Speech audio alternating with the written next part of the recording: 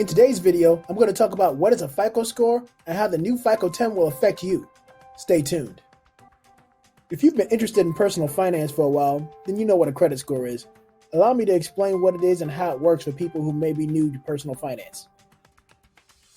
Credit is something every adult needs in today's society. Without credit, you'll have difficulty securing things like homes, cars, or even certain jobs. Our lives in the United States seem to revolve around credit, and as an extension of credit, debt.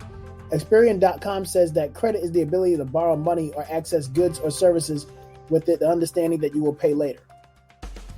That's why you should credit the channel by clicking the like button for the algorithm. This is the best way you can compensate the channel for services we provide. Do that, and I'll always pay you back with top-notch content. If you're new to the channel, hit the subscribe button below to help improve your outlook on money and your life. Tune in, take action, and take charge of your finances. There are certain companies who are in the business of extending people lines of credit. They get paid by charging the borrower interest.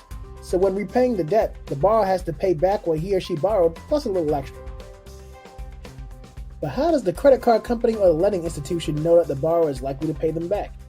They know by pulling the borrower's credit score before lending them money. A credit score is a number that credit card companies and lending institutions use to determine how creditworthy a potential borrower is. This number is generated by credit bureaus who report, store, and update consumers' credit history and give them a rating.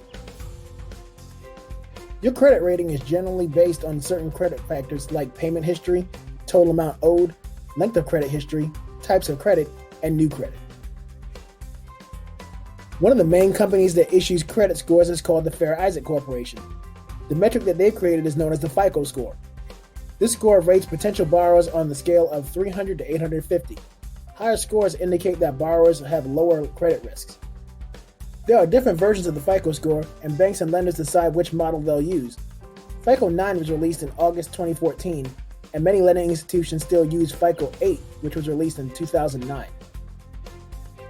This change may affect the credit scores of hundreds of millions of consumers. FICO notes that 110 million consumers may see their scores shift by less than 20 points under FICO 10. Conversely, the scores of 80 million consumers are expected to shift up or down by more than 20 points under the new scoring model. So what's expected to change under FICO 10? The new scoring standard will treat late payment and debt more severely. It will also take into account historical information about your credit card balances and payment amounts. For the first time ever, FICO will use trended data to analyze a person's credit risk. Trended data will show how a consumer has managed his or her accounts over the past 24 months. While this data is available to lenders previously, FICO never used it to generate a score previous to FICO 10. Trended data will include information about your credit card balances, minimum payment requirements, and the amounts paid for the past 24 months. This will also allow FICO 10 to separate consumers into two groups. The first group are transactors who pay their balances in full every month.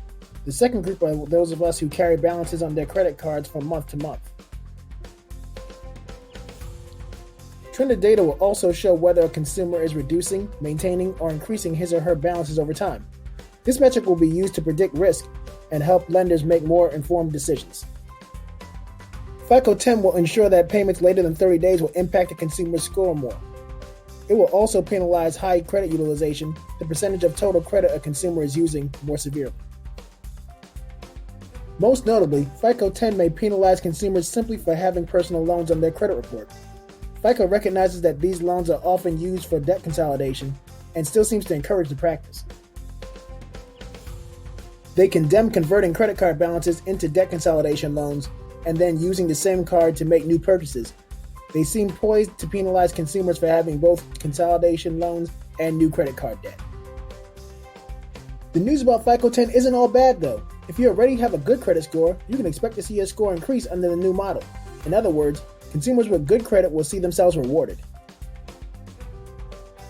Some of you might be wondering what you can do to avoid being penalized under FICO 10. It's ultimately the lender's decision on what FICO version they use. There's really no guarantee that your lending institution will use the new model.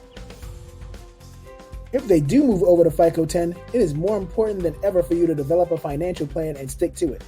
FICO 10 will look back over 24 months of your credit history, so things won't improve dramatically overnight.